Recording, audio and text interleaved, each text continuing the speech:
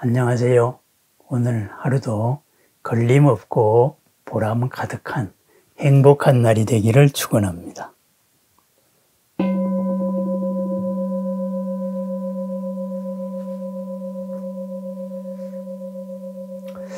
왜 사느냐 이런 얘기를 가끔 합니다. 그죠? 왜 사니? 이렇게 물어보기도 하고 또 내가 왜 살지? 이렇게 이제 스스로 자문자답해 보기도 합니다. 왜 사느냐? 이런 말이 나왔을 때에는 무엇을 위해서 산다, 무엇 때문에 산다라는 어떤 왜에 해당되는 목적어가 있을 겁니다. 그렇다가 보면은 삶에는 의미가 있다 이렇게 생각하기도 쉬워요. 또 그렇게 생각을 합니다. 그게 무슨 의미가 있어? 이런 것은 우리가 남한테도 물어보기도 하고 내 스스로에도 많이 자문자답해 봅니다. 왜 사느냐? 그게 무슨 의미가 있느냐? 이렇게 생각을 합니다. 그런데 과연 그럴까요? 왜 사느냐? 이 질문 자체가 어떻게 살아야 된다라는 정답이 있는 질문일까요? 정답을 전제하고 있는데 그게 있어야 되는 것일까요? 그건 그렇지 않습니다. 그리고 그게 무슨 의미가 있어 할 때 그 의미가 있어야 될까요? 그 의미가 꼭 있어야 되는 것도 아닙니다. 다만 우리는 무엇이 있어야 된다라고 무의식적으로 고집하고 있을 뿐입니다. 그 무의식적인 고집, 그것을 상이라고 말합니다. 상, 니미따라 그러죠. 어떤 무엇인가가 있어야 된다. 이러다가 보니까 우리는 여러 가지 존재들을 상정하기도 하고 그것에 의해 가지고 나를 또 규정하기도 합니다. 그런데 부처님의 말씀은 모든 것은 연기적으로 이루어져 있다. 인연 조건으로 이루어져 있다. 인연 조건 속에서 우리가 삽니다.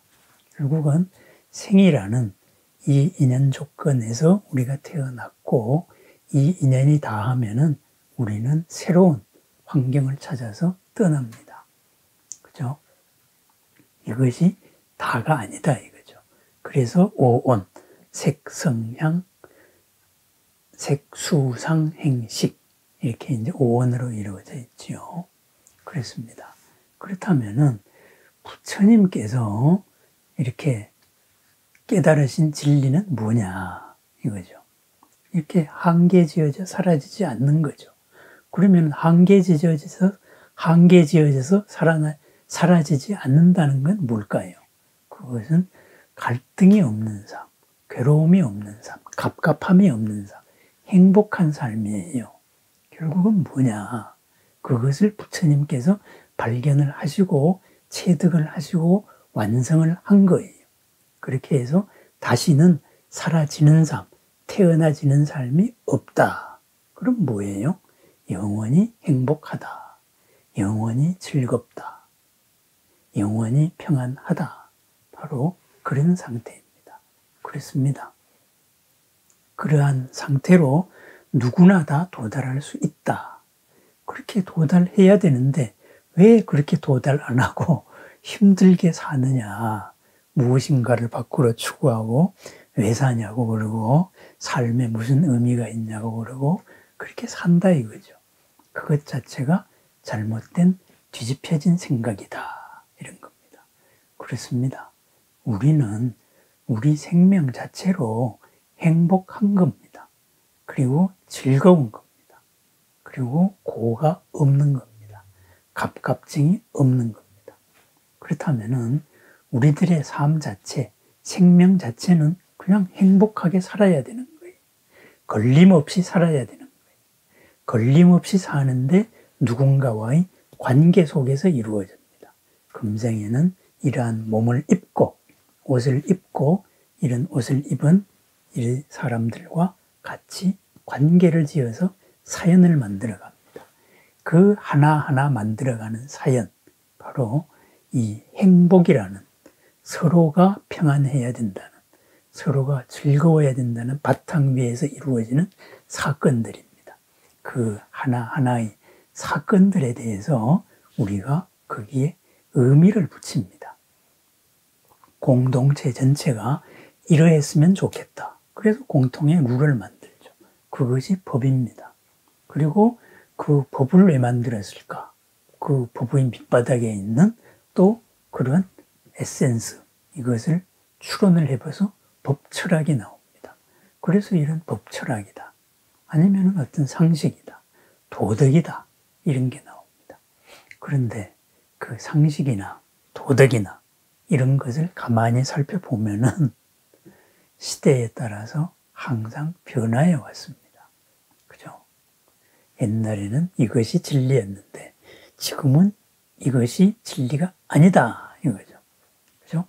왕조가 바뀌기 전에는 목숨을 바쳐가지고 충성을 하는 게 진리였는데 왕조가 바뀌고 보니까 왕조가 바뀌기 전에 사람은 자기의 전 가족을 희생해서라도 거기에 충성을 했는데 왕조가 바뀌니까 사람들은 다 이쪽에 충성하는 거예요. 그죠?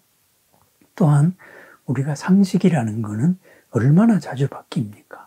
그죠? 뭐 남자는 이래야 되고 여자는 이래야 된다. 그것이 벌써 지금 21세기에 와서 얼마나 많이 바뀌었습니까? 바로 그렇습니다. 우리가 당연하다고 생각해 온 것, 그것은 인연의 바다에서 그 당시에서의 사건들이었습니다. 그것 자체가 실체가 있는 게 아니었습니다. 그래서 부처님께서 말씀을 하십니다. 무유정법 명안욕따라 삼맥삼불이. 무엇이라고 정해져 있지 않은 법이 바로 무상정등정각이다. 위 없이 바르고 그리고 비교할 바가 없이 옳은 깨달음이다. 그렇습니다. 그것은 뭐냐? 행복이에요. 누구나 평안해야 된다는 거예요. 우리가 무엇을 하기 위해서 수행을 하는 게 아닙니다. 내가 부처가 되어서 이 중생을 제도해야지. 그러기 위해서 수행하는 게 아닙니다. 그죠? 부처가 되면은 내가 완전한 존재가 되면은 이 완전한 존재의 삶의 감동으로서 주변이 자연스럽게 바뀌는 겁니다. 그것이 중생 제도입니다. 내가 중생을 제도해야지. 그러기 위해서 부처가 되려고 하면 안 된다 이거죠. 도통해야 되겠다. 도통해서 도수를 부려야 되겠다. 그것은 전혀 의미가 없습니다. 우리의 현재 삶이 옛날 사람들이 축지법을 쓰고 도수를 익히는 것보다 훨씬 더한 능력을 누구나 다 갖추고 있는 세상을 살고 있습니다. 손오공이 그렇게 오랫동안 갔던 거 비행기 타면 금방 갑니다. 만나서 얘기하라고 갔는데 우리는 만날 필요 없이 화상통화로 해버립니다. 그죠? 도서관에 가서 책을 찾아야 되는데 그냥 컴퓨터 검색하면 쫘르르 나와요. 내가 궁금해했던 거는 누군가가 다 답을 해놨어요. 쭈루루 나옵니다. 옛날 사람들은 생각도 못했던 겁니다. 결국은 뭐냐? 정해진 법이 없습니다. 삶의 의미라는 것은 관계와 관계 속에서의 사건입니다. 그 사건의 방향이 중요하다 이거죠. 그러면은 아무것도 아닌 존재였는데 나에게 왔습니다. 그래서 꽃이 되었습니다. 비로소 꽃으로서의 의미를 가졌습니다. 그럼 꽃으로서의 의미가 뭐예요? 서로 사랑을 주고받습니다. 서로가 서로의 존재로서 평안하고 즐거운 거예요. 그렇습니다. 삶의 목적은, 삶의 진짜 의미는 왜 사느냐? 이 모든 것은 바로 행복입니다. 본래대로 살자. 그러기 위해서는 의미가 무엇이다. 그죠? 삶의 목적이 무엇이다. 그것을 내려놓아야 합니다. 이러한 목적으로서 지금을 규제하려고 하는 것. 그 순간에 바로 근본 방향, 생명의 본래 모습을 위배하는 것이다. 바로 그런 말입니다. 우리가 부처님이 되려는 것, 바로 행복한 삶입니다. 걸림없는 삶입니다. 갈등이 없고 고가 없는 삶을 위함입니다. 삶의 의미가 있어야 되느냐? 그런 절대적인 의미는 없습니다. 의미라는 것은 관계와 관계 속에서 이루어진 그 사건 속에서의 한 사연일 뿐입니다. 인연일 뿐입니다. 그 인연은 보편화될 수가 없습니다. 시대와 상황에 따라서 항상 새롭게 만들어집니다. 새롭게 만들어지는 방향, 바로 우리가 본래 갖춘 그러한 우리의 본래 모습입니다. 우리가 본래 갖춘 것, 갈등 없고 행복한 삶입니다. 이 옷을 입었을 때는 이 옷을 입은 이 관계 속에서의 행복입니다. 그래서 이 진리의 드러남, 깨달음의 드러남이 사랑입니다.